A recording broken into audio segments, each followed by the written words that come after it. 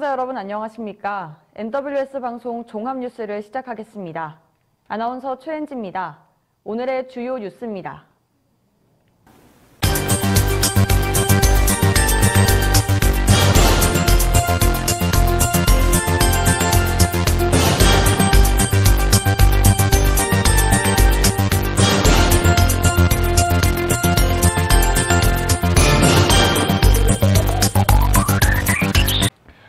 구리시는 구리사랑 상품권 모바일 간편결제 서비스 QR결제 도입을 위해 코나 아이 컨소시엄과 카드형 구리사랑 상품권 플랫폼 운영대행 부속협약을 체결했습니다. 시는 경기도 내 카드형 지역사랑 상품권을 사용하는 28개 시군 중 최초로 QR결제 서비스를 도입하며 카드로만 결제가 가능했던 구리사랑 상품권에 모바일 결제도 가능하게 해 이용 편의성을 제고했습니다. 서비스 이용 방법은 경기 지역화폐 앱에서 QR결제 버튼을 클릭한 뒤 가맹점에 비치된 QR코드를 스캔한 후 결제 금액을 입력하면 결제가 완료됩니다. 구리시는 2024년 1월 1일 기준 개별 공시지가 결정을 위해 2만 5천여 필지를 대상으로 2023년 11월 22일부터 2024년 1월 18일까지 토지 특성조사를 실시합니다. 시는 개별 공시지가의 정확한 산정을 위해 지가조사반을 편성해 토지 대장 등 각종 공적 정보와 현장 확인을 통해 토지 특성 조사를 실시합니다. 조사된 토지 특성은 국토교통부 장관이 공시하는 표준지 공시지가와 비교해 비준표에 의한 가격 배율을 적용해 지가를 산정하고 전문 감정평가사의 검증과 구리시 부동산 가격공시위원회 심의를 거쳐 내년 4월 30일 결정 공시될 예정입니다. 남양주시 통합방문-요양협의회는 지난 20일 지역 내 기부문화 확산을 위한 3355 기부릴레이에 17번째 주자로 참여했습니다.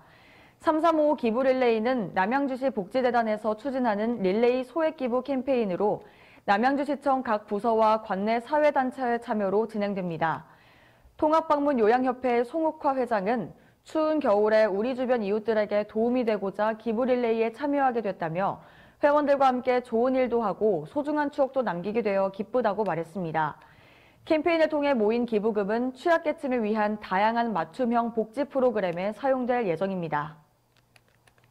남양주시는 시민들의 잠자고 있는 지방세 환급금을 적기에 찾아주고자 오는 12월 말까지 지방세 미환급금 일제 정리기간을 운영합니다. 지방세 미환급금은 자동차세를 연납한 후 차량을 이전 말소 폐차한 경우 종합소득세 등 국세 확정 신고 뒤 세액 경정으로 지방소득세가 환급된 경우, 납세자가 세액을 착오해 신고하는 등의 경우 주로 발생합니다.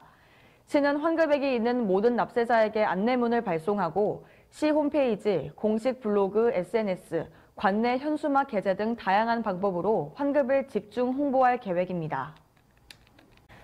이동환 고양특례시장이 오세훈 서울시장에게 수도권 재편 논의 연장선상에서 고양시 내 서울 기피시설 문제 해결 및 양도시를 잇는 철도망 확대를 건의했습니다.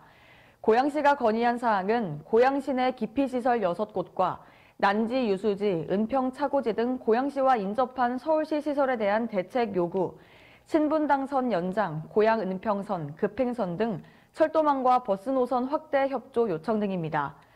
오세훈 서울시장은 이에 대해 공감하고 적극 수용하겠다며 앞으로 서울과 고양 그리고 수도권 전체의 경쟁력 강화와 상생을 위해 수도권 재편과 더불어 기피시설, 교통망 등 인프라 구축을 지속적으로 협의해 나가기로 했습니다. 고양특례시는 고양시 제4호 공예명장으로 석일공예 대표 임영율 목공예가를 선정하고 22일 시상식을 개최했습니다.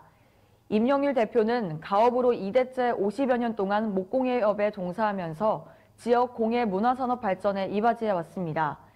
임영율 대표는 이번 수상에 대해 백골 제작 기술을 계승하고 보존하기 위한 의지를 강조하면서 시민의 관심을 촉진하고 목공예 산업의 부흥을 도모하겠다고 포부를 밝혔습니다. 고양시 공예명장은 공예산업 분야에 15년 이상 종사하고 고양시에 10년 이상 거주한 사람 중에서 최고 수준의 숙련 기술을 보유하고 공예산업 발전에 크게 기여한 공예인이 선정됩니다. 선정된 공예명장에게는 공예명장 칭호, 영장 증서 및 인증패 1,000만 원의 장려금이 지원됩니다. 의정부시는 내년 예산안을 올해 본 예산보다 112억 원 감소한 1조 3,768억 원으로 편성해 의정부 시의회에 제출했다고 밝혔습니다. 시는 지속되는 고물가 고금리 현상과 경기 회복 둔화에 따른 정부의 긴축 재정 기조에 맞춰 내년도 예산을 편성해 재정의 건전성을 유지하고 지역 경제 활력 회복과 취약계층 지원, 도시기능 유지에 중점을 뒀습니다. 또한 선택과 집중을 통해 강도 높은 세출 구조 조정을 실시해 재원을 마련하고 시민의 안전과 복리 증진을 최우선으로 편성했습니다. 시가 제출한 내년도 예산안은 12월 1일 개회하는 제326회 의정부시의회 제2차 정례회 심의를 거쳐 12월 21일에 확정될 예정입니다. 의정부시의회는 21일 전체 의원들을 대상으로 4대 폭력 예방 교육을 실시했습니다. 이번 교육은 양성평등 기본법 등에 따라 실시된 법정 의무 교육으로 성평등 의식 확산과 건강한 조직 문화 조성을 위해 실시됐습니다. 이날 강의는 여성가족부 양성평등교육진흥원 정혜숙 전문 강사가 초빙돼 4대 폭력 사례, 성인지 감수성의 필요성, 일상 속 성희롱 예방 방안 등을 교육해 의원들의 호응과 공감대를 얻었습니다. 더불어민주당 윤호중 의원은 이정희 국토부 공공주택 추진단장으로부터 구리토평 2지구 신규 택지 개발 방향과 광역교통체계 구상을 보고받고 자족도시이자 미래 첨단 도시로서의 구리시의 발전 방향에 대해 심도 있는 의견을 교환했습니다. 이 자리에서 윤호중 의원은 토평 2지구와 인접해 있는 데이터 센터의 연계를 통해 디지털 관련 혁신 기업들을 유치해 메타 디지털 허브 도시를 구상하고 6, 7호선 연장을 적극적으로 검토를 하기를 요청했습니다. 윤호중 의원은 공공택지 개발 과정에서 지속적으로 협의해 첨단 일자리와 교통, 환경이 어우러진 메타 디지털 허브 도시로 발돋움할 수 있도록 최선을 다하겠다고 말했습니다. 윤석열 대통령은 3일 오후 용산 대통령실에서 레오 바라드카 아일랜드 총리와 정상회담을 갖고 양국 관계, 분야별 실질 협력 강화 방안, 지역 및 국제정세 등에 대해 의견을 교환했습니다. 대통령은 아일랜드가 6.25 전쟁 파병국이자 자유, 인권, 법치의 보편적 가치를 공유하는 우방국으로서 올해 양국 수교 40주년을 맞아 바라드카 총리의 방한이 이루어져 뜻깊다고 말했습니다. 또한 이번 회담과 무역 사절단 방문을 계기로 양국 간 교역과 투자, 특히 바이오 산업 분야의 협력이 확대되기를 기대한다고 밝혔습니다. 이번 바라드카 총리의 방한은 양국 수교 40주년을 기념해 이루어진 것으로 자유, 인권, 법치의 가치를 공유하는 국가로서 제반 분야의 파트너십을 더욱 심화시키는 계기가 된 것으로 평가됩니다. NWS 방송 종합뉴스를 마칩니다. 시청해주신 여러분 고맙습니다.